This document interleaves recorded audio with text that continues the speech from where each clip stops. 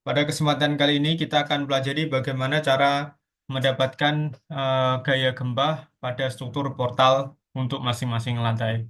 Di sini kita akan gunakan portal dua dimensi dengan total ada tiga lantai ya, lantai satu, dua, dan tiga. Kemudian untuk masing-masing lantai ada beban merata, baik itu untuk dead load maupun live load.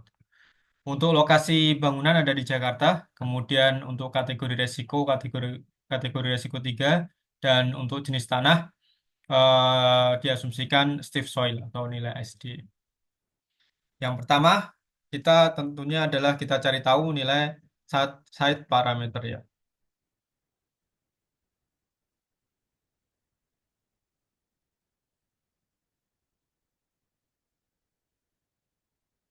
Untuk site parameter ini terdiri dari nilai SS, kemudian ada S1, nilai SDS, dan SD1.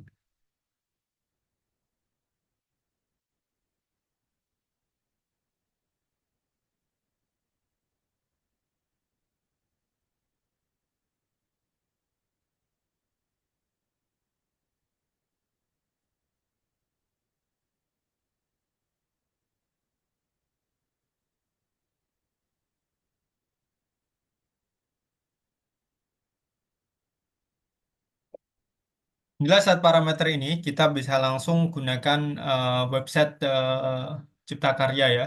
Di sini kita ganti dari koordinat jadi nama kota. Kita pastikan nama kotanya sesuai dengan lokasi bangunan kita, yaitu Jakarta. Dan kita klik tampilkan. Nah, setelah itu kita ubah juga untuk jenis tanahnya atau kelasnya, yaitu kita tanah sedang atau SD. Nah, ini adalah parameter gempa yang kita butuhkan untuk nilai SS-nya ini, kemudian nilai S1-nya, nilai SDS-nya di sini,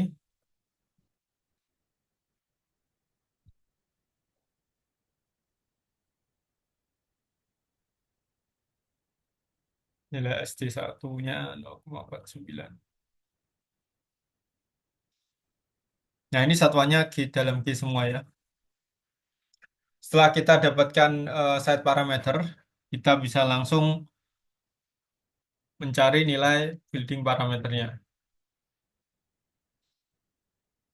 Itu parameter yang tergantung dari karakteristik bangunannya. Pertama dari nilai I, kemudian nilai R, dan nilai T. Nilai I itu kita lihat di SNI ya, di tabel 4.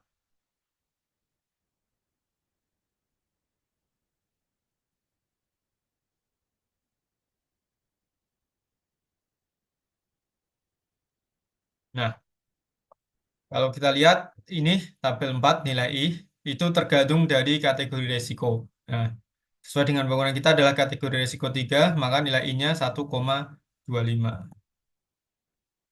Sedangkan nilai R itu tergantung dari sistem bangunannya. Kita lihat di tabel 12 ya.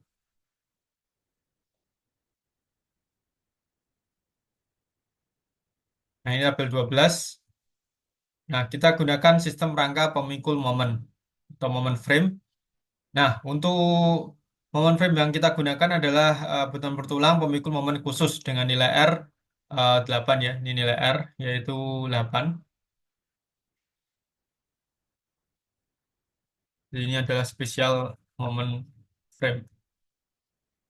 Sedangkan nilai T itu kita cari dengan metode pendekatan sesuai dengan SNI. Nah, ini nilainya adalah nilai CT kali HN dipangkatkan X. Jadi kita harus cari tahu nilai CT, nilai HN, dan nilai X.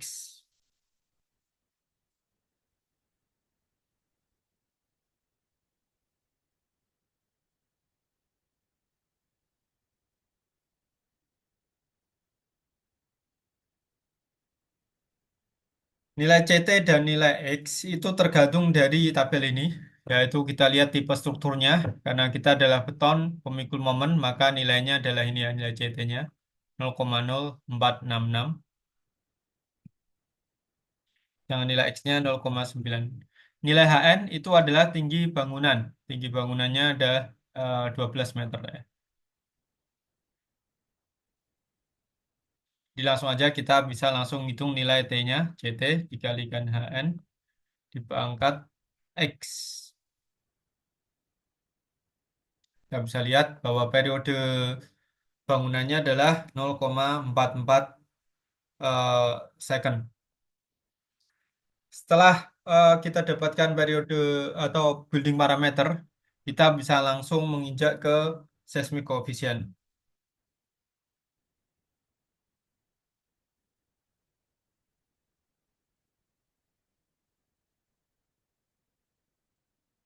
Seismic coefficient atau kita sebut sebagai nilai CS ya. Nilai CS itu kita bisa lihat di rumus ini. Dia adalah nilai CS, yaitu nilai SDS dibagi R per I. Nilai SDS dibagi R per I.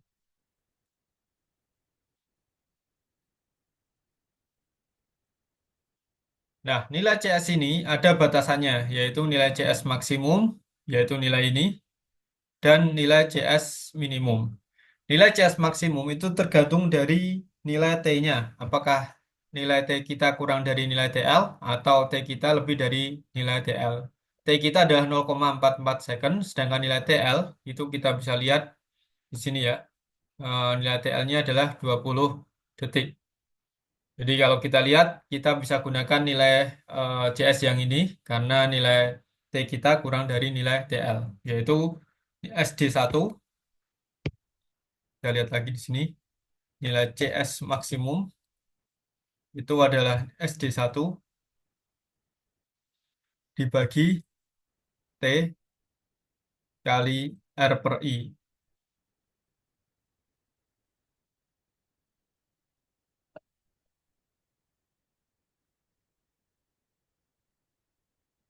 Kemudian nilai CS minimum itu adalah 0,044 SDS kali I. 0,044 kali SDS kali I. Nah, CS yang kita gunakan itu nilai CS yang ini ya. Karena nilai CS-nya aku memenuhi persyaratan maksimum dan minimum. Setelah itu kita bisa cari tahu nilai eh, seismic weight-nya ya.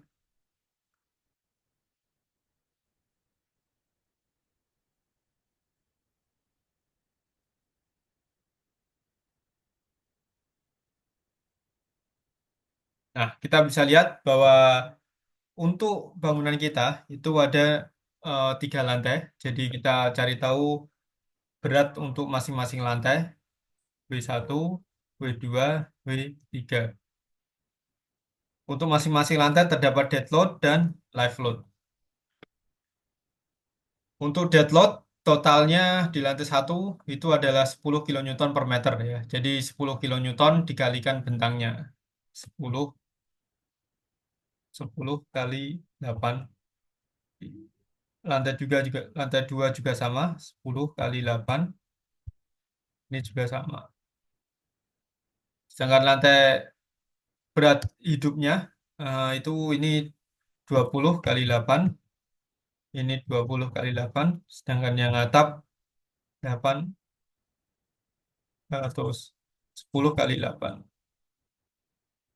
Nah, berat total seismik itu kita lihat di sini ya. Kalau kita lihat ini ya, berat seismik efektif menurut nol ini. Nah, kita bisa lihat berat efektif seismik ini adalah beban mati dan beban lainnya. Beban lainnya itu salah satunya adalah 25% beban hidup. Jadi beban mati ditambah 25% beban hidup.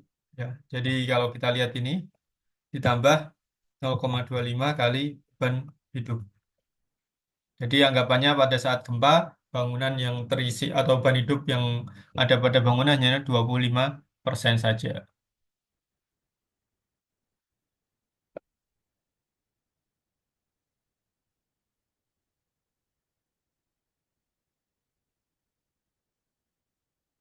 Totalnya, sehingga totalnya itu adalah semuanya 120 tambah 120. Nah, ini ya. Jadi ini adalah total nilai W-nya. Langkah selanjutnya adalah kita tentukan nilai base shear-nya.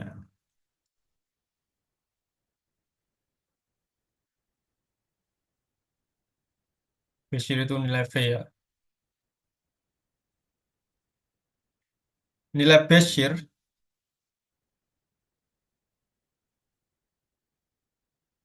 atau nilai base shear itu adalah nilai CS dikalikan nilai W. CS, ini ada CS yang kita pakai, dikalikan nilai W.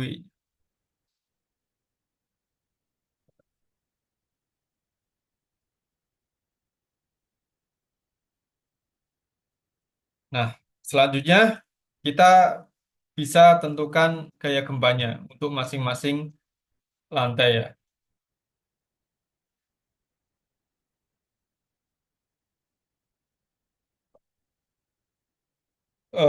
Untuk menghitung ini, kita pakai rumus yang ada di sini.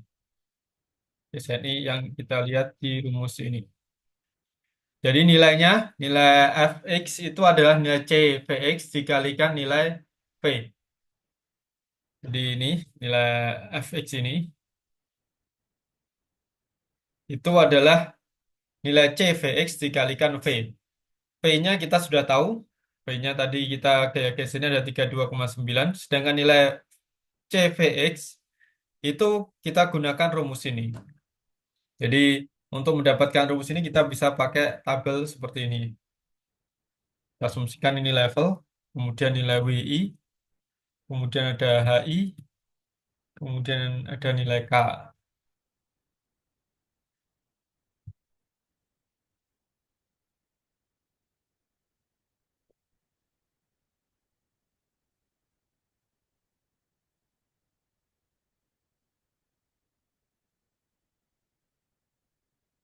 Ini ada kita mulai dari level yang atas lantai 2, lantai 3, lantai 2 dan lantai 1.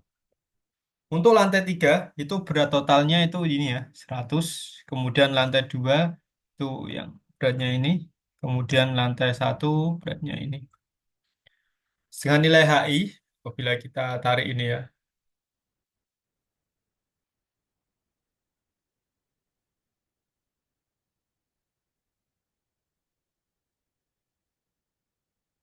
HI itu adalah tinggi bangunannya. Jadi kalau nilai level 3 itu tingginya adalah di sini ya. Di sini ini ke sini yaitu tingginya 12. Lantai 2 itu tingginya 8 dan lantai 1 tingginya 4. Nilai K kita lihat dari sini ya. Nilai K itu sama dengan 1 apabila nilai T atau periodenya kurang dari 0,5. Sedangkan apabila nilai T periodenya lebih dari 2,5, maka nilai K-nya adalah 2. Sedangkan apabila antara 0,5 sampai 2,5, kita bisa gunakan interpolasi linear. Jadi nilainya antara 1 sampai 2. Kita lihat lagi nilai T kita itu adalah 0,44. Maka kita bisa pakai yang ini. Dengan nilai K sama dengan 1. Jadi untuk semuanya nilai K-nya 1. Kemudian kita bisa langsung pakai rumus ini. WI kali HI dipangkatkan K.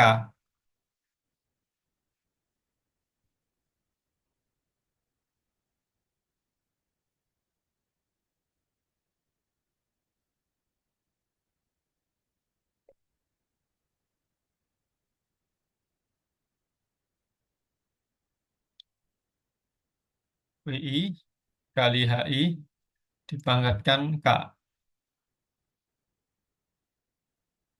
Setelah itu kita bisa langsung jumlah. Nah, untuk mendapatkan nilai CVX, Itu adalah nilai ini dibagi dibagi jumlahnya. Ini juga sama, bagi jumlahnya.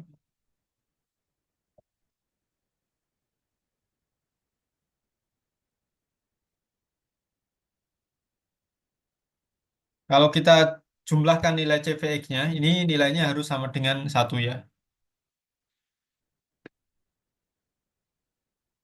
Setelah itu kita bisa dapatkan nilai Fx-nya. Fx ini dalam kilonewton ya. Fx itu adalah nilai CVX dikalikan nilai V. Ini juga sama.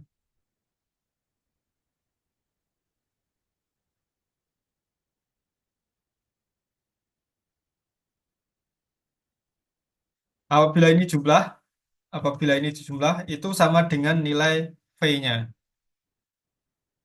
Nah, ini 32,9.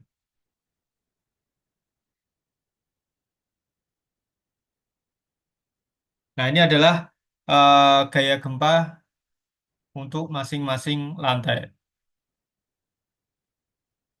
Apabila kita ilustrasikan,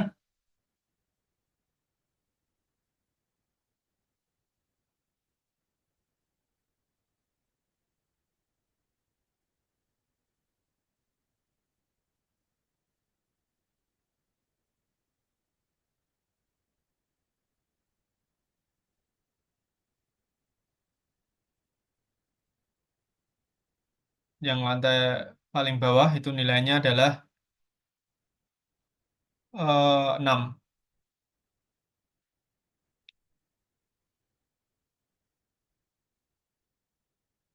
Lantai 2 itu 12, sedangkan yang lantai 3 itu 15 kilonewton.